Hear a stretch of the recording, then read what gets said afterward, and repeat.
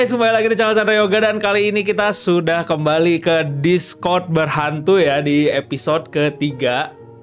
Tapi kali ini kita tidak akan membahas tentang hantu-hantu atau cerita-cerita horor, karena di sini gue sendiri, tidak bersama yang lainnya ya, karena sedang berhalangan yang lainnya. Tapi bukan tentang hantu atau cerita horor, melainkan sesuai dengan tujuan dari dibuatnya podcast Discord berhantu ini. Selain kita akan membahas horor, cerita hantu dan lain-lainnya, kita juga akan membahas tentang misteri ya guys ya, dan juga konspirasi ya, mungkin konspirasi. Oke guys, tapi sebelum kita ngebahas tentang robot humanoid yang diciptain sama Elon Musk itu, kita bakal bahas dulu event yang udah diselenggarain pada tanggal 10 Oktober di California ya, di studio Warner Bros kalau nggak salah ya, yaitu yang berjudul We Robot ya. Jadi kita akan bahas dulu di situ acara apa sih ini We Robot nih ya. Sebelumnya apa sih yang pernah terlintas di pikiran kalian guys ya saat mendengar kata robot gitu ya? Bagaimana kalau robot nih suatu saat tuh bisa membantu tugas-tugas kalian ya? Tugas-tugas kalian yang mudah, tugas-tugas kalian yang berat gitu loh ya. Pernah kepikiran gak sih kalian robot tuh bisa sampai sejauh itu ya? Meskipun kayak kalian kan sudah cukup terbantu lah ya dengan yang namanya Google ya. Untuk mengerjakan tugas atau PR kalian bisa langsung tanya Mbah Google gitu ya. Tapi apakah kalian pernah kepikiran untuk kayak sekarang aja udah ada semacam AI yang bener-bener bisa kayak ngerangkum tugas kalian, kayak apa ya, nge-translate satu page, ngerangkum dari page yang kalian lagi cari intisarinya gitu ya. Kalian pernah kepikiran gak dulu sampai situ tuh ya, bahwa AI ini sungguh cepat ya, sungguh cepat kemajuannya gitu ya. Dari zaman dulu yang mungkin kita search engine tuh kita cuman nyari-nyari doang. Bahkan di 2024 ini kita udah sampai di mana kita tinggal ngetik sebuah gambar tuh dari kata-kata gitu loh. Kita pengen munculin, bikinin gua gambar tentang kayak gini, boom, jadi gitu ya. Oke, kita akan langsung, sebelum ke acaranya, kita kenalan dulu sama Mang Elon Musk ya. Siapa sih yang nggak tahu Elon Musk ya? Mungkin sedikit dari kalian tahu dia sebagai pendiri Twitter ya. Tapi jauh dari itu, selain pendiri Twitter, mungkin juga ada yang tahu dia sebagai pendiri Tesla. Tapi selain itu, ternyata dia tuh, gue juga ini baru tahu, gue baru nyari tahu bahwa dia tuh ternyata lahir di Afrika Selatan. Ini valid apa enggak nih? BTW, karena ini judulnya tentang AI, gue mencari penuh materi ini dari AI ya guys ya. Lebih tepatnya dari Google Gemini, entahlah itu namanya ya. Gue lah nyari dari situ langsung, mengetik siapa itu Elon Musk ya. Karena kita akan membahas tentang AI, jadi kita pergunakan AI sudah sepintar apa, dan penjelasan dia tuh cukup detail ya. Dimana Elon Musk ini adalah seorang yang tidak asing lagi di dunia teknologi dan bisnis. Kata-katanya tuh sudah sangat ini loh. Jadi Elon Musk ini adalah seseorang yang sangat, apa ya, bisa dibilang sangat berambisius lah dengan teknologi ya guys ya. Dia menciptakan beberapa perusahaan yang memang sangat berpengaruh di dunia ya. Nah, yang baru-baru ini yang muncul di Indonesia, mungkinnya bisa dikatakan muncul di Indonesia juga, yaitu yang baru-baru adalah Starlink. Bukan Starbucks keliling ya, Starlink itu, tapi adalah sebuah penyedia, mungkin provider juga kali ya, semacam provider untuk menyediakan internet ya, baik mobile, bisa ada yang mobile, ada pun juga internet rumahan atau internet perkantoran, yang harganya cukup mahal juga karena dia berbasisnya ngambil internet itu dari satelit ya kalau nggak salah ya, sehingga sangat cepat banget, memang sangat worth it juga, sangat cepat, dan juga tapi harga device-nya lumayan juga ya, lumayan mahal ya. Dan di Indonesia sempat ada kegaduhan lah ya pas Starlink masuk itu, apalagi dia tanpa FUP kayaknya ya. Sementara di Indonesia ini sudah mulai ada FUP. Apakah dia tidak mau mengikuti kebijakan FUP? Gue juga nggak tahu. Sempat ada kegaduhan lah di sini dengan provider Indonesia yang lainnya ya. Bukannya improve, tapi malah yang dimarahin Starlink-nya ini gimana ini. Oke, mungkin kita kenalan juga dengan inovasi-inovasi lainnya dari Elon Musk ya. Antara selain Tesla dan SpaceX ataupun Starlink ya, yang udah pernah dia buat, yang kita udah tahu. Dan gue juga baru tahu di sini notice ternyata dia adalah salah satu pendiri PayPal ya guys ya. Gue kira dia nggak ada ikut andil, ternyata di sini dijelasin sama AI ini adalah PayPal tuh sebelum sukses dengan Tesla dan SpaceX, Musk juga ikut mendirikan PayPal. Oke, gue juga baru tahu ini Elon Musk salah satu pendiri PayPal ya. Salah satu mungkin digital wallet ya, wallet yang paling populer di dunia nggak sih? Siapa yang nggak tahu PayPal ya guys ya. Terus juga dia pernah buat Solar City ya, perusahaan yang kemudian diakuisisi oleh Tesla. Dia juga pembuat The Boring Company, Neuralink, dan juga Hyperloop, yang gue belum pernah dengar sih kalau ini sih ya. Yang gua pernah dengar adalah PayPal. Sisanya sih gua nggak pernah tahu sih ini ya. Gua nggak pernah dengar sih ya. Kalau kalian tahu juga mungkin Elon Musk adalah salah satu yang pernah gembar-gembor dulu kita bisa tinggal di Mars. Kalau kalian tahu, bahkan itu sudah sampai ada apa ya namanya ya, kalian tuh bisa kayak mendaftarkan diri untuk kalian tinggal di Mars gitu loh. Dan ada biayanya, gua lupa dulu beritanya, sempat gembar-gembor lah ya. Dan udah ada beberapa orang yang daftar kalau nggak salah ya di project kita bisa tinggal di Mars itu. Dan dia tuh pernah merencanakan untuk membawa 1 juta orang guys ya, 1 juta orang ke Mars pada tahun 2029. Entah ini omongan dia pada zaman dulu maksudnya, dan akan terrealisasi di 2029. Apakah akan terrealisasi gua nggak tahu juga. Apakah dia cuma ngomong aja, dan gua nggak tahu juga perkembangannya apakah benar kita bisa tinggal di Mars gitu ya. Dan Elon Musk juga berharap untuk manusia tuh nggak tinggal cuman di satu planet, tapi bisa tinggal di planet lain. Mars aja belum kesampaian Om Elon ya. Mengerikan juga kalau Anda berpikir kita juga bisa tinggal di planet-planet lain, bahkan planet gas mungkin yang bukan yang padat. Apakah kita bisa tinggal di planet Neptunus ya? Yang notabene dia bukan planet ya, apa sih namanya, bukan planet yang gas tuh, non gas tuh, yang padat lah ya. Sementara planet dari Jupiter ke sana tuh adalah planet gas. Apakah kita bisa? Udah pasti tidak bisa kayaknya ya, meledak kayaknya. Oke, kita langsung saja, sudah kita berkenalan dengan Mang Elon ya. Yang ternyata gue baru ngeh itu dia lahir di Afrika. Ternyata dia orang Afrika Selatan guys ya. Mungkin dia setara sama dulu angkatannya Samina Mina EE ya, Waka Waka EE, gue nggak tahu. Oke. Kita langsung ke acara dia yang diselenggarakan di California di studionya Warner Bros pada tanggal 10 Oktober 2024 kemarin, di acara We Robot yang dapat diartikan ke Indonesia juga bahwa kita adalah robot. Waduh, apakah kita adalah robot? Soalnya gue dulu pernah dengar kalau kita tuh juga guys, bahwa kita tuh hidup dalam Matrix mungkin ya. Soalnya banyak video-video yang mungkin menunjukkan bahwa kita tuh kayak sebuah simulasi. Ada beberapa footage yang memperlihatkan, gue mungkin bakal kasih lihat kali ya, beberapa footage yang memperlihatkan bahwa kita tuh hidup di simulasi. Ada beberapa glitch. Ada kalau nggak salah gue pernah lihat burung terbang tapi nggak ngepakin sayap, jadi dia cuma diem doang tapi dia diem di atas. Oke, lanjut, ini nggak masuk acara We Robotnya ya. Jadi apa sih acara We Robot nih ya guys ya? Jadi acara We Robot nih diadain sama Mang Tesla ini untuk dia memperkenalkan teknologi-teknologi baru, atau lebih tepatnya lebih ke update juga sih ya. Karena kan dia memang dari dulu juga udah sering lah ya yang namanya presentasi-presentasi gini, bikin acara-acara gini gitu ya. Jadi sekedar ada yang diupdate, ada juga mungkin yang baru ya. Jadi ada 3 hal penting guys ya yang gua rangkum di acara We Robot ini. Jadi si Mang Elon itu menjelaskan tentang Cybercab, lalu ada Cybercab dan Cybervan mungkin namanya ya, Cybercab dan Robovan ya. Cybercab ini apa sih?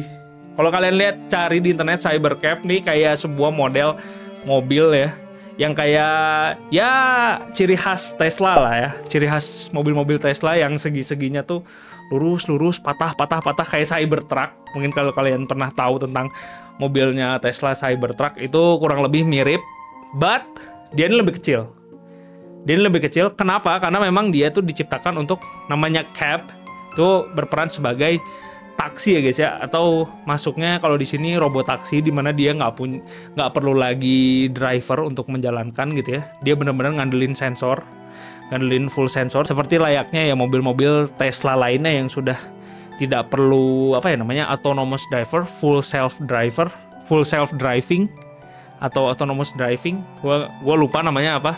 Pokoknya kalian tidak perlu memegang kendali atas setir kalian kalau di mobil umumnya Tesla ya. Kalian bisa langsung otomatis langsung jalan aja gitu.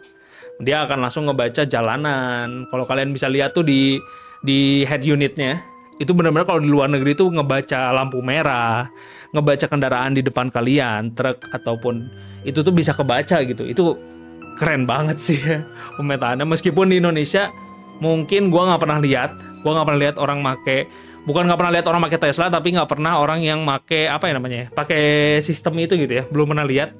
Dan gue juga nggak berharap, karena maksudnya di Indonesia bakal sulit. Kita aja menerapkan cruise control aja sebenarnya agak sulit gitu loh, menerapkan cruise control yang maksudnya bisa kita atur sendiri lah ya kalau cruise control kan. Dan kepakaian cuma di tol, itu pun di tol ya lu tahu sendiri lah tol Indonesia ya, chaosnya kayak apa. Orang yang lambat pun ada di kanan gitu kan.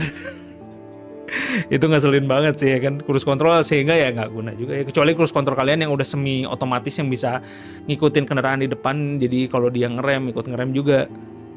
Itu cukup membantu lah ya. Jadi Cybercab ini guys ya, kalau kalian lihat ini Cybertruck, gue bilang sih mungkin Cybertruck versi tapi mini ya guys ya. Mininya karena dia hanya berkapasitas dia hanya terdiri dari dua pintu, terus juga hanya terdiri dari 2 kursi, jadi kalian isinya hanya 2 kursi. Tapi lagi-lagi karena tidak ada drivernya, kalian memang bisa berdua gitu loh masuk ke situ tuh gitu loh. Lu dan pasangan lu misalkan gitu ya, datang ke mesen Cybercab ini, datang dia, lu bisa masuk berdua gitu karena tidak ada drivernya guys, dan langsung mobilnya jalan. Pesan lewat aplikasi, kalian bisa lihat videonya di sini ya. Tinggal pesan lewat aplikasi, menunggu dia datang gitu ya. Meskipun ini bukan yang pertama ya sebenarnya sama Tesla nih ya. Maksudnya ada beberapa merek lain, teknologi lain juga yang sudah membuat robotaksi seperti inilah ya. Tesla bukan yang pertama ya menurut gua. Dan pastinya menawarkan kemudahan dan juga kepraktisan ya Cybercab ini ya. Kemudahan, kepraktisan, dan juga katanya sih murah, harganya akan murah. Entah berapa lah ya. Sebuah taksi yang tidak ada driver, yang bisa langsung jalan, yang lu tinggal panggil udah kayak Gojek. Nggak ngeluh kalau lu datangnya kelamaan. Kalau lu ngasih uang kegedean nggak ada kembalian tuh dia nggak akan ngeluh. Kalau lu pesen gacoan tuh dia nggak akan ngeluh gitu ya, karena ngantrinya lama. Hey gitu. Oke, Cybercab mungkin gitu aja ya, sesimpel itu aja. Spesifikasinya 2 penumpang, 1 itu. Gue nggak terlalu paham tentang spesifikasi dalamnya, entah apa yang dibuat, tapi kurang lebih dia alat transportasi yang upgraded gitu ya. Tanpa driver tuh adalah sebuah upgraded atau membunuh pekerjaan manusia juga guys. Sebenarnya lebih ke sana pertanyaannya. Sementara itu kita langsung lanjut aja ke RoboVan ya. RoboVan ini ya seperti namanya ya, RoboVan ya. Dia lebih besar, dia lebih mirip bus, dia lebih gede ukurannya ya. Tapi kalau kalian lihat ya seperti desain-desain Tesla sebelumnya ya, memang agak aneh sebenarnya, agak nyeleneh kalau yang bis ini. Gue bilang mirip apa dia ya? Ada yang bilang mirip sama panggangan roti guys, apakah benar ya? Kalian bisa lihat sendiri lah, seperti ini gambarnya RoboVan ya. Dan dia lebih besar jelas karena namanya van, mirip bis. Dan dengan ukuran seperti itu dia dapat menampung kapasitas sampai 20 orang guys ya. Dan kalau kalian lihat di dalamnya tuh benar-benar hanya kursi berhadap-hadapan aja gitu loh. Bukan yang ngadep ke jalan gitu loh. Kursi berhadap-hadapan, entah ini bisa dirubah nantinya bisa satu arah, tapi dia kursi berhadap-hadapan lah intinya ya. Dan tidak ada yang namanya supir lagi-lagi ya, tidak ada supir. Dan ini kenapa Elon Musk ciptakan adalah karena dia merasa masalah-masalah yang udah dihadapin sama manusia sekarang kayak kemacetan dan juga polusi udara apalagi guys ya, yang dihasilin sama emisi karbon oleh mobil-mobil atau motor-motor konvensional. Karena memang 2 tadi itu robotaksi yang dinamain Cybercab sama RoboVan ini benar-benar tenaganya listrik. Dan ada kabar kalau mereka berdua, dan ada kabar kalau mobil-mobil ini juga wireless charging guys. Gila ya, jadi nggak perlu dicas lagi, colok-colok lagi. Even di luar negeri udah sejauh itu. Sementara kita di Indonesia pun pengenalan motor listrik dan mobil listrik aja masih banyak simpang siur lah ya. Maksudnya masih banyak orang yang ragu untuk pindah beralih ke motor listrik ataupun mobil listrik ya. Tapi apakah benar-benar zero emission kah tanpa kita merusak lingkungan juga pembuatan baterai? Setahu gua, mungkin kalian ada yang lebih tahu ya, bisa komen di bawah. Apakah benar memang mobil listrik atau motor listrik atau kendaraan yang berbasiskan listrik itu kan menggunakan baterai ya guys ya?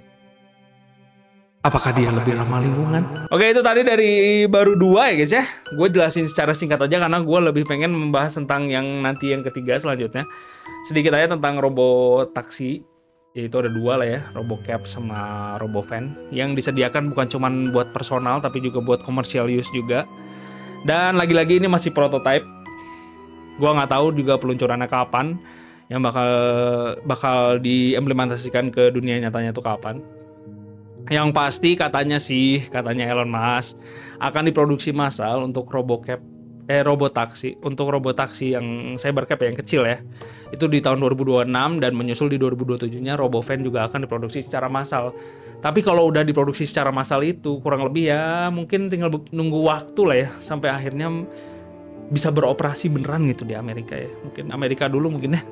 Gue gini sih lebih ke kayak ngebayangin dulu, gue ngerasa Gojek aja tuh dah Gojek, Grab gitu ya, dan semacamnya Maxim lah ya, Uber itu udah cukup visioner gitu guys ya. Udah cukup visioner gitu. Gua kira bakal mentok di situ.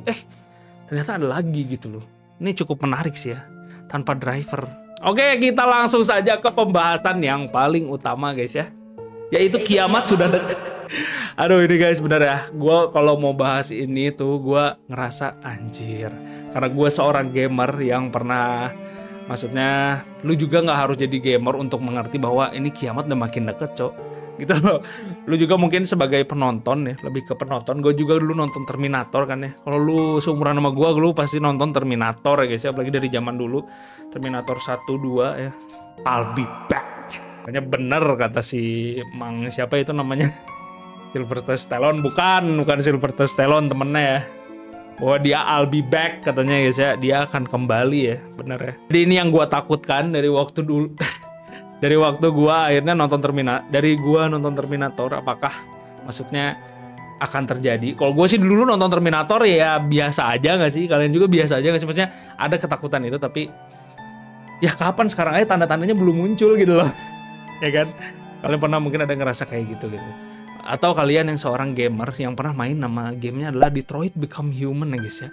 Dimana di Detroit Become Human ini itu adalah gambaran yang kurang lebih mirip sama yang gue mau ceritain ini. Dimana dia ini di Detroit Become Human, kalau kalian buat yang gak main ya, atau yang gak tahu, gue juga gak yang apal, gue udah lupa jujur ceritanya. Tapi kurang lebih adalah di masa depan, dan Detroit ini menggambarkannya nggak jauh-jauh loh sebenarnya dari tahun kita ini sekarang ya, tahun video ini diupload ya, dimana dia menjelaskan sebenarnya latar belakang waktunya kalau nggak salah di 2030-an ya, 2039 ya kalau nggak salah ya, 2030-an.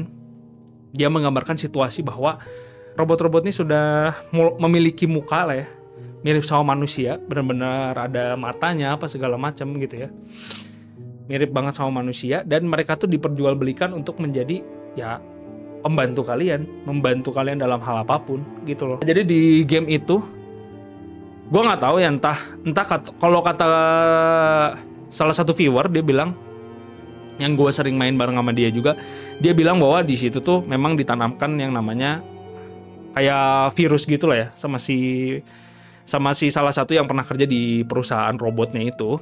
Dia kasih virus, dia akhirnya jadi punya sistem yang kayak dia tuh bisa ngebangkang gitu loh sama yang punyanya. Akhirnya jadi rebel, akhirnya dia bikin, dan yang lain pun juga bisa jadi rebel. Dan aneh lah, gue nggak ngerti, akhirnya kita bisa jadi perang sama manusia gitu loh akhirnya. Tapi kita tuh di Detroit Become Human tuh kita jadi, maksudnya kita di sisi robot ya, mungkin ya, di pihak robot ya, lebih di pihak robotnya bukan di pihak manusia ya.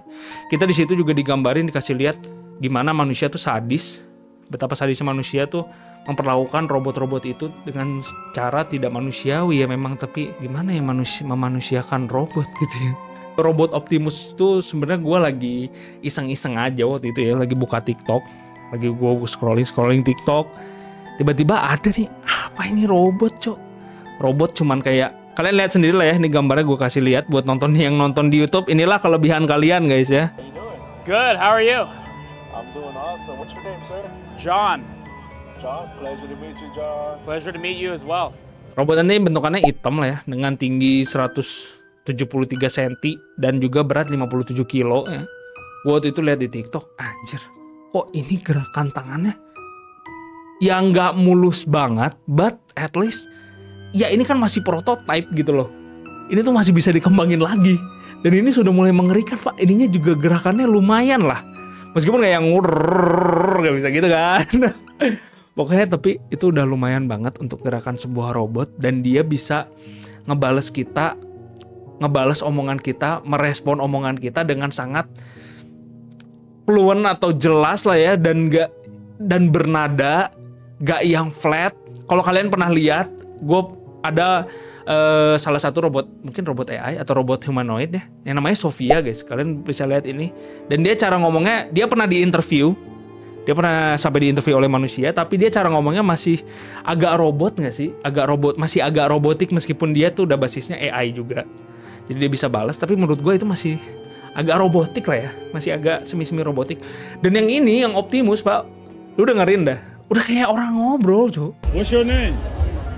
I'm Optimus. Okay. My name is Tony. Tony? Yeah. Really? Yeah. Nice to meet you, Tony. Nice to meet you too, buddy. Hey, can you Awesome. can you play basketball? Can you shoot like jump shots? Maybe one day. I'll teach Can you. you? I'll teach you. Really? Yeah. Awesome. Udah kayak orang ngobrol gitu. Udah kayak orang ngobrol biasa, bernada dan segala macamnya. Jadi Optimus robot ini sebenarnya bukan hal yang pertama, dan beberapa robot di dunia robot yang gue juga nggak terlalu paham, tapi kalian tahu lah.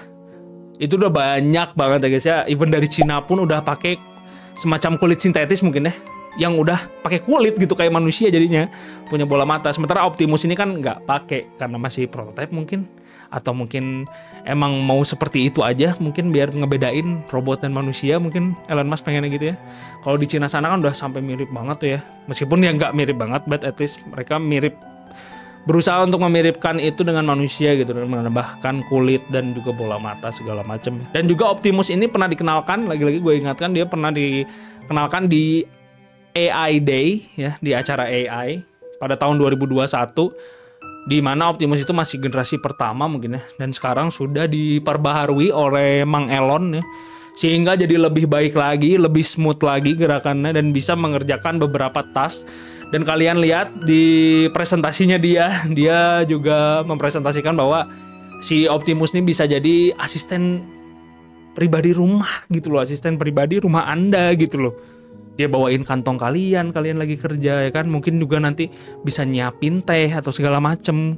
Yang gua lihat di TikTok adalah dia bisa jualan guys, dia bisa berjualan gitu loh.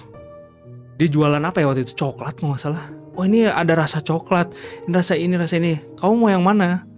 Kamu mau yang mana tuan? Oh yang ini, oke dikasih.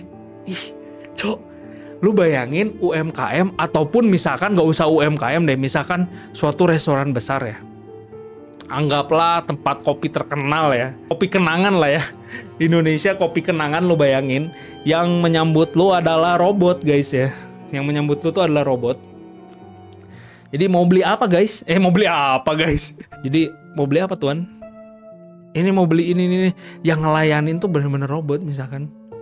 Yang ngelayanin tuh bener-bener robot, dan kata-katanya juga enak gitu segala macam. Cok, orang-orang mau kerja apa anjir? Ngeri anjir gitu kan. Dan tujuan Optimus nih ya, ini menurut AI nih ya, lagi-lagi ya, menurut AI tujuan Optimus tuh udah jelas untuk membantu manusia dalam melakukan tugas sehari-hari, baik di rumah maupun di lingkungan industri. Wow, oke. Jadi selain dia bisa bantu kita untuk kerjaan-kerjaan rumah, mungkin nanti suatu saat dia bisa nyetrika ya, bisa nyuci baju, dia bisa bantu ya kan. Dia bisa apalagi masak gitu ya. Lama-lama bisa menggantikan segalanya, bukan pekerjaan manusia doang loh ini. Bisa gantiin tugas istri, cok. Waduh. Apalagi bisa kalian customize kah robotnya? Waduh. Berbahaya juga ya, agak berbahaya ini ya. Dan di lingkungan industri gue nggak paham, mungkin apakah maksudnya membantu manusia di lingkungan industri berarti udah jelas jadi pekerjaannya kah? Jadi pekerjaannya, dan itu sudah terjadi nggak sih sebenarnya robot-robot yang kayak membuat, kalian bisa lihat sebenarnya pembuatan mobil kan nggak sepenuhnya ada manusia di situ ya. Pembuatan minuman kaleng, minuman botol gitu sebenarnya kan udah full robot sebenarnya mungkin ya. Ada beberapa yang sudah full robot gitu loh. Udah nggak banyak manusia. Sebenarnya udah banyak manusia tuh kehilangan pekerjaan dari situ loh ya. Dan desain humanoidnya tadi gue udah jelasin ya, bahwa Optimus ini tingginya sekitar 173 cm dan berat 57 kg ya. Nggak berat-berat amat lah ya, masih bisa kita gendong nggak sih, 57 kg masih sebocil ya. Tingginya 173, setinggi gua, lumayan tinggi ya. Jadi Optimus juga dilengkapi dengan kecerdasan buatan, udah jelas ya, AI untuk dia belajar, beradaptasi dan mengambil keputusan juga. Dilengkapi dengan aktuator dan sensor ya, udah jelas. Aktuator yang memungkinkan dia bergerak halus dan juga presisi. Kalian lihat juga nih ya, gue liatin lagi nih betapa halusnya gerakannya, cukup halus untuk sebuah robot. Dan berbagai sensor untuk dia mengetahui lingkungan sekitarnya ya. Kemampuannya juga Optimus ini dirancang untuk melakukan tugas seperti membawa barang, menyirami tanaman, membersihkan rumah, memasak makanan. Ada gue pernah lihat dia kalau nggak salah ngebuka cangkang telur ya, dia mau masak telur apa? Gue nggak lihat sih dia akhirnya masak apa enggak. Pokoknya dia ngambil telur kalau nggak salah. Apakah ini Optimus guys? Kalian bisa lihat.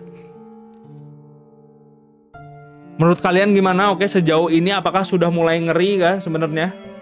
Apakah Optimus ini sudah mulai mengerikan? Atau kalian senang-senang aja? Tapi sejauh ini sih jujur maksudnya gue juga yang gak yang expert di bidang teknologi, tapi gue juga lulusan seorang anak teknik ya, yang memang ya nggak aneh lah dengan sebuah teknologi ya, dan kita juga harus mengikuti berkembangnya zaman. Meskipun gue jujur kalau dari perspektif gue sih, jujur aja langsung gue sih negatif ya, mengerikan, cukup mengerikan gitu loh.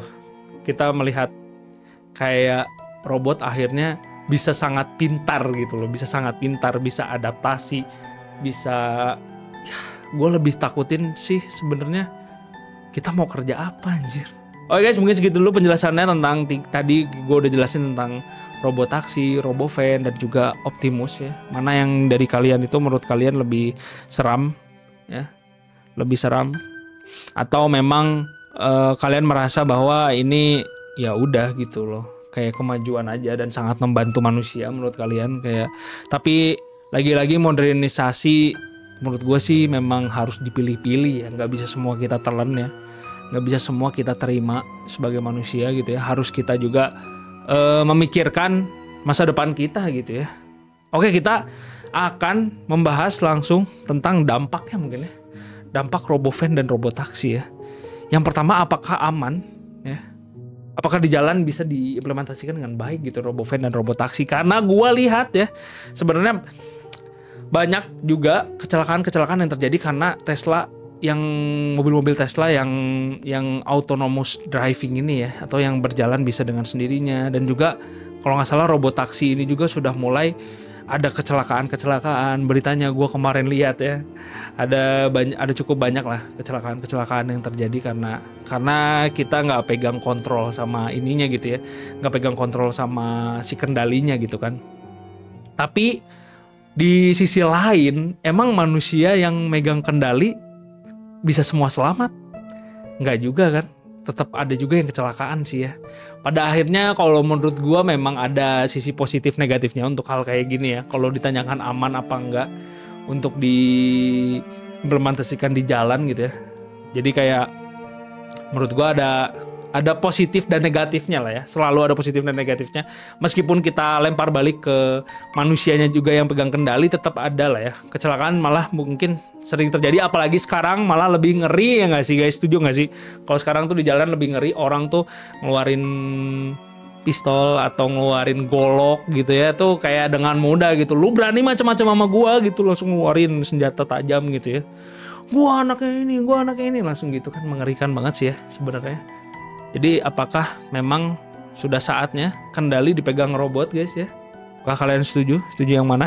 Kalau misalkan robot taksi ini sudah ada di Indonesia misalkan gitu, terus nyenggol mobil seseorang gitu dan orang itu marah, pas lihat nggak ada supirnya, anjir, Pak bukan saya yang bawa Pak. Agak lucu juga ya jadinya. Dia mau marah ke siapa gitu lah.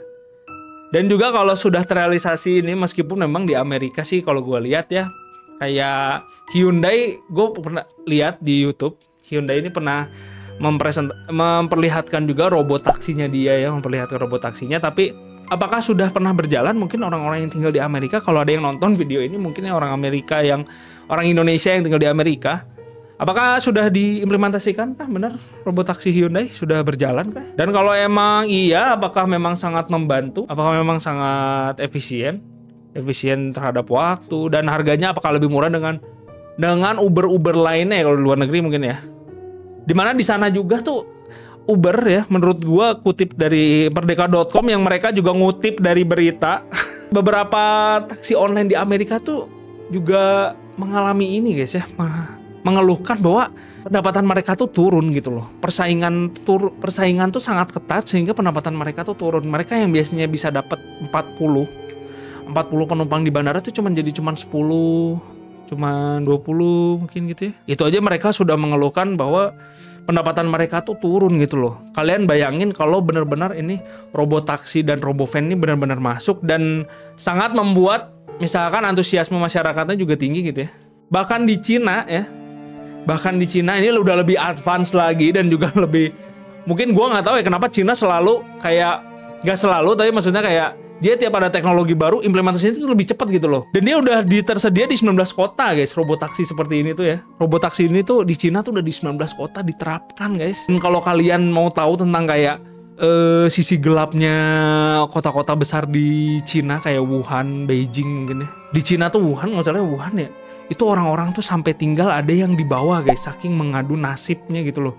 Saking mereka tuh nggak bisa afford untuk tinggal di atas, sehingga mereka tinggal di bawah tanah bekas apa ya, mungkin bekas perang kali ya zaman dulu ya. Gue nggak tahu, tinggal di tunnel di bawah gitu loh, ada kamar-kamarnya gue. Apakah itu juga salah satu dari kayak gini guys, sempitnya pekerjaan gitu ya. Ya kayak di kita lah, kayak di kita banyak lah ya orang-orang yang pengen ngadu nasib di kota besar, berharap kayak di Jakarta gitu ya. Mereka bisa cari kerjaan di sana, bisa nanti pulang kampungnya bisa langsung dapat uang banyak. Tapi nyatanya mereka hanya jadi, ya mohon maaf, mungkin jadi pengemis atau jadi pengamen atau jadi apa gitu kan ya. Kayak tinggal di kolong jembatan. Kalau dulu ada yang tinggal di kolong jembatan yang ada pipa-pipanya, mereka tinggal di situ. Wah, itu zaman dulu banget sih gue nonton. Ya, kurang lebih Cina juga seperti itu. Tapi apakah memang robot taksi ini pengaruh itu mungkin? Apakah salah satunya, maksudnya salah satunya apakah dia jadi pengaruh bahwa susahnya cari kerjaan di kota besar gitu ya? Bahkan itu maksudnya salah satu yang bisa jadi peluang bisnis, peluang mereka cari uang gitu loh. Salah satu peluang mereka cari uang di kota besar, taksi. Jadi supir taksi, ya gak sih? But gue salut sih kemarin tiba-tiba ada berita di Indonesia ya. Nggak tahu ini benar apa enggak. Entah yang ngepostnya juga receh ya guys. Kayaknya bercandaan juga ya. Jadi ada bilang katanya, guys ini bisa jadi peluang bisnis loh. Mayungin orang di lampu merah 2000 guys. Dan dia ngitung dengan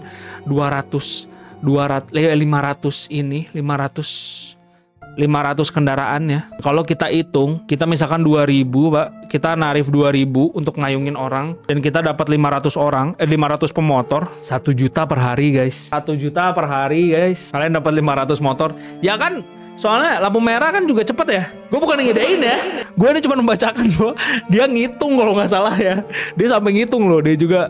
Jadi dia ngitungin 2000 guys per motor. Kalian mayungin doang, lagian ya berapa lama sih lampu merah kan? Paling 10 menit, 15 menit. Sementara 1 hari itu bisa berapa jam coba? Ada lampu merah, orang kejebak lampu merah. Orang pengen dipayungin 2000, cuman cukup 2000 rupiah saja kalian membayar. Tukang ojek payung yang tidak keliling menemani kalian, hanya menunggu kalian di situ, udah kayak Umbrella Girl.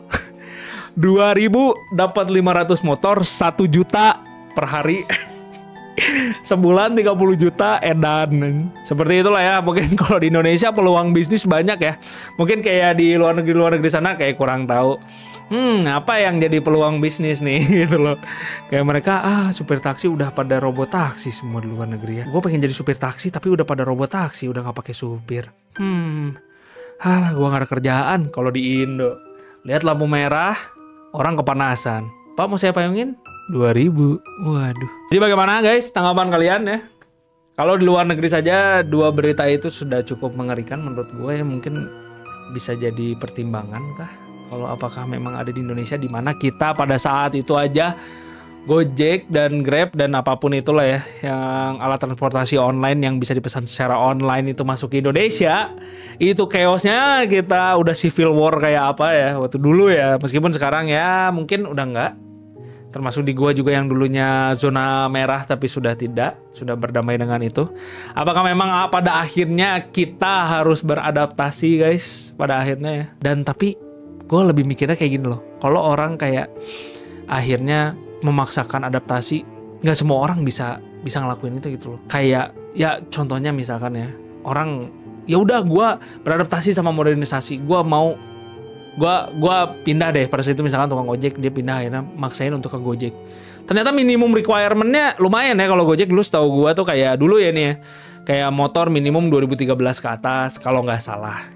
Tolong koreksi gua yang lebih tahu mungkin ya. Kalau nggak salah ada minimum requirement kayak motor harus segini yang nggak boleh jadul-jadul amat. Sementara mungkin dia punya motor yang jadul. Kalau bodong ya udahlah, itu emang salah lu lah ya. Lu kan nggak boleh dong beli motor bodong ya, yang nggak ada STNK apa segala macam. Atau lu sebelum punya SIM itu mah kesalahan lu. Tapi kalau misalkan motornya memang dia sanggupnya pada saat itu beli motor ya second 2010, 2007 gitu ya, motor-motor jadul. Dan dia nggak bisa ngikutin adaptasi karena memang keterlambatan dia seperti itu. Ya gimana ya, mungkin menurut gue itu yang bikin kriminalitas kita di negeri ini juga cukup naik mungkin ya pada saat itu ya. Meskipun emang pada akhirnya bisa diakalin juga sih. Gue sering nemu Gojek atau Grab yang kayak nggak sesuai plat nomornya, nggak sesuai muka orangnya juga kadang nggak sesuai ya. Motornya juga nggak sesuai, udah ditulisin di situ misalkan Yamaha NMAX misalkan, yang datang apa gitu kan. Tapi itulah maksudnya di Indonesia memang masih bisa diakalin. Mungkin kitanya aja yang nggak mau, apakah seperti itu ya. Tapi gue juga kadang ngeselin juga sih kalau emang Gojek atau Grab yang lebih ke nggak punya helm sih. Itu sih. Kalau gue, apalagi kalau helmnya juga udah rusak segala macem, males juga makanya ya. Oke itu guys, mungkin sekilas dari Robotaxi dan Robocab. Kita lanjut lagi tentang pembahasan di dampak Optimus kali ya, dampak negatif positif Optimus terhadap kehidupan manusia gitu loh. Menurut kalian gimana nih guys ya? Gue langsung lempar aja ke kalian. Kalau gue sih jujur ya, langsung ngeri aja guys. Udah sih itu aja sih kalau menurut gue ya. Soalnya kayak sekarang aja tanpa mereka masuk aja, gue nyari kerjaan aja yang gue alamin sendiri aja ya setelah pandemi ya di 2020 tuh udah susah banget guys, susah banget, persaingan tuh bener-bener susah banget nyari kerja gitu loh. Ditambah dengan ini hadir, kayak bakal lebih susah lagi gak sih kita. Dan di luar negeri ini sudah terjadi ya, setahu gue tuh ada, gue nggak tahu dalam bentuk robot, apakah memang bentuk robot atau apa, tapi AI itu udah megang kendali atas pemecatan karyawan loh. Dan juga ya itu pun pemecatan karena memang sudah ada tugas-tugas yang mereka kerjakan, yang manusia kerjakan digantikan oleh AI kan. Kayak di perusahaan-perusahaan gede tuh, kayak Google dan segala macam tuh udah pada dipecatin ya. Mungkin kayak gue juga ngeri ya. Gue tinggal nyari guys ya, tadi tuh gue materi tentang ini tuh gue nyari di AI. Gue tinggal ngetik kayak bantu gue bikin podcast tentang We Robot, dari event We Robot. Keluar guys kayak gini. Gue cuma nambah-nambahin aja ini poin-poinnya, dia udah buatin semua dan berikut tips-tipsnya sampai kesimpulannya juga dia udah buatin guys. Dan gimana kalau kayak tadi beneran terjadi misalnya kayak tempat kopi atau suatu saat McDonald's ataupun tempat makan apapun, restoran-restoran lah ya, you name it, itu udah mulai pakai robot guys ya. Ini gampangnya ya, gue bukannya mau ngebahas tentang apa, tapi kayak McDonald's pun kalian datang tuh udah dihadapin sama mesin, ya nggak sih?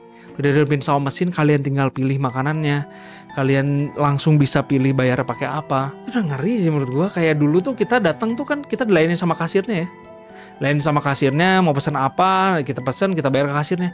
Ini udah benar-benar pakai robot. Sebenarnya itu juga dari dulu udah mulai pas gua ini sih ya, gerbang tol pas otomatis udah mulai sepi.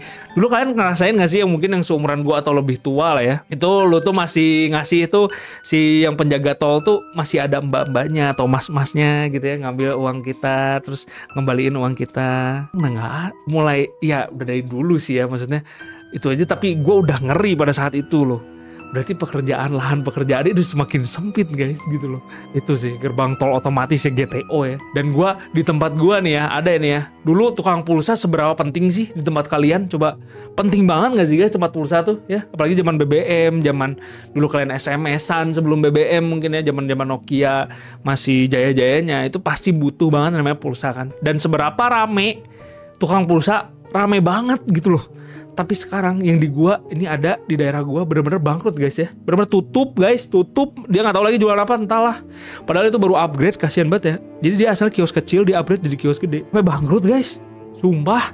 Karena menurut gua dulu pada saat itu Tokopedia udah masuk kan ya, udah mulai masuk terus dia udah mulai ada bisa bayar pulsa, bisa bayar even listrik di sana, bisa bayar air di sana kan, air PDAM kalian di sana. Itu udah mulai kayak gua nggak perlu jauh-jauh lagi tuh. Toh harganya pun sama, lebih 2.000, lebih 1.500, lebih 2.000 ya kan. Tapi kalian enaknya gak perlu keluar rumah malah. Kalian bisa lebih online gitu loh. Itu terbukti di gua, akhirnya dia bangkrut. Meskipun ya memang masih banyak lah ya tukang pulsa dan lainnya. Gua gak ngomongin itu at least, tapi maksudnya gua ngomongin yang maksudnya di daerah gua ini. Itu sampai dia benar bangkrut guys gitu loh. Itu mengerikan gitu loh, mengerikan. Dimana kita sekarang apa-apa serba online, uang serba digital. Dan apakah memang ini memberikan dampak positif bagi manusia? Kita jadi lebih mageran, kita jadi lebih malas keluar, kita jadi lebih malas jalan. Ditambah lagi dengan ada robot seperti ini yang bisa bikin kita makin diem aja di rumah gitu loh. Jadi kita anggaplah oke, memang robot ini memudahkan manusia gitu ya. Anggaplah kita memudahkan manusia dari hal kecil kayak bawa barang kayak gitu ya. Tapi di sisi lain juga dia membunuh pekerjaan kita gitu ya. Anggaplah dia membunuh pekerjaan kita. Tapi bukankah dari dulu pun, gue nanya sama kalian ya, di balik positif dan negatifnya robot Optimus ini ya, dari dulu juga pekerjaan manusia tuh terus silih berganti gak sih? Selalu musnah gitu loh. Pada akhirnya pekerjaan yang kayak dulu tuh adalah sebuah pekerjaan bagi umat manusia tuh pada akhirnya modern semakin modernnya zaman tuh semakin musnah. Kayak dulu kalian mungkin tahu ya, pernah tahu, mungkin kalian pernah lihat di YouTube atau di mana kali ya. Kalau zaman dulu tuh ada guys, namanya, gua nggak tahu nama pekerjaannya apa, tapi dia bertugas sebagai jadi alarm lah ya. Jadi alarm manual. Jadi dia tuh membangunkan para pekerja agar bisa bangun pagi gitu loh ya. Pekerjaan dia tuh seperti itu. Jadi dia zaman dulu tuh ngetok-ngetokin kaca, duk buat ngebangunin orang sebagai alarm gitu ya. Ya zaman sekarang udah nggak ada orang kayak gitu. Orang udah pakai HP alarm atau jam waker pada saat itu yang udah bisa bangunin kita dengan alarm meskipun kring gitu, suara keras banget lah ya. Nah, jam itu juga udah bisa bangunin tanpa harus ke zaman HP. Itu udah jelas punah lah ya akhirnya si pekerjaan itu. Dan gue juga pernah lihat bahwa ada pekerjaan yang ini agak cukup unik juga ya, pembaca berita ya guys ya. Meskipun pembaca berita memang sampai sekarang masih ada, tapi zaman dulu itu pembaca berita itu personal ya. Lu misalkan nge-hire gue nih sebagai pembaca berita. Lu misalkan kerja di pabrik ya kan. Gue ikutin lu nih. Gue bacain berita nih. Gue bacain beritanya. Sekarang lu ambil kerja di pabrik tuh. Ambil kerja di pabrik. Nah, gue bacain berita. Jadi berita hari ini, Pak, ada berita ini. Oh, gitu. Gue baru tahu loh. Dan pekerjaan zaman dulu kalau dari film-film mungkin kalian pernah lihat, ada yang kerjaannya menghidupkan lampu jalan, karena lampu jalan dulu kan lampu jalan tuh pakai kayak dibakar api gitu lah ya, petromak mungkin, entah gue pakai apa. Zaman dulu tuh harus dinyalain gitu loh pakai api. Ada yang nyalain lampu jalan, nanti dia sore dia matiin lampu jalan. Enggak, kebalik ya. Sore nyalain lampu jalan, dia nanti pagi-paginya matiin lagi lampu jalannya gitu loh. Ada pekerjaan macam itu ya. Dan akhirnya memang sudah maju ke sini dikit. Mungkin kalian tahu tukang pos akhirnya gimana, meskipun sekarang ya akhirnya dia kirim-kirim barang, dia masih bertahan. Gue salut sih sama tukang pos ya, postman. Tapi kan pada saat itu sebenarnya mereka udah mulai kalah, di mana pos tuh sebenarnya kan ngirim surat ya guys ya, di mana udah masuk email elektronik, surat elektronik mail. Bukankah mereka pun juga akhirnya tugasnya tergantikan oleh sebuah modernisasi? Dan lu juga misalkan yang tukang ojek apa segala macam kalah dengan sekarang ojek elektronik, Gojek, Grab. Jadi oke lah, kita simpulkan bahwa biarkanlah pertanyaan-pertanyaan itu akan terjawab dengan seiringnya waktu ya guys ya. Menurut gue manusia akan selalu bisa beradaptasi lagi dengan kemajuan zaman. Meskipun ya sudah banyak robot atau apapun sudah mulai mengambil alih. Jadi gimana guys, gue udah cabarin tadi acara We Robotnya Elon Musk. Apakah membuat kalian bertanya-tanya tentang kelanjutannya seperti apa gitu ya. Mungkin kalian bisa tanya langsung di bawah, kita diskusi. Bisa langsung tanya komen-komen di bawah, kita langsung diskusi aja. Mungkin ada yang lebih tahu, mungkin gue juga ada salah kata, mohon dimaafin aja. Yang tidak sesuai bang, ini misalkan ini harusnya gini, gue sorry banget ya guys ya. Kali ini baru pertama kalinya dan gue juga berdasarkan AI aja ini tadi nanyanya ya. Pertama kali gue ngejelasin tentang kayak gini gitu ya, konspirasi macam konspirasi gini ya. Jadi menurut kalian gimana guys, mengerikan atau tidak ya sebenarnya ini ya? Dan lebih banyak positifnya mendatangkan kita positif atau mendatangkan kita makin ngeri sih ini gitu loh. Oke guys, gitu aja dulu dari podcast Discord Berhantu ya. Mungkin mohon maaf sekali lagi kita tidak membahas horor-hororan dulu, tapi kita membahas misteri dan konspirasi ya kali ini ya. Buat kalian yang nungguin horor, mungkin next episode atau next episode-nya kita akan membahas lagi cerita horor ya. Dan buat kalian yang mau kirimin cerita horor kalian buat dibacain, bisa langsung DM ke IG aku di @chandraprayoga73 ada di sini ya, atau link di deskripsi di bawah, atau juga bisa langsung hubungin aku lewat email ya. Bisa langsung ke email guys di sini tanpa H ya, karena kebanyakan orang ngira tuh Chandra tuh pakai H gitu ya. Jadi sebenarnya gua nggak pakai H. Oke guys, kalau begitu sampai jumpa. Terima kasih banyak ya. Jangan lupa kita bisa komen-komen buat diskusi di bawah. Oke guys, kalau begitu sampai jumpa di episode Discord Berhantu berikutnya guys. Bye bye. In paradise, I kinda like it. In paradise, where can I see your face? To the sun.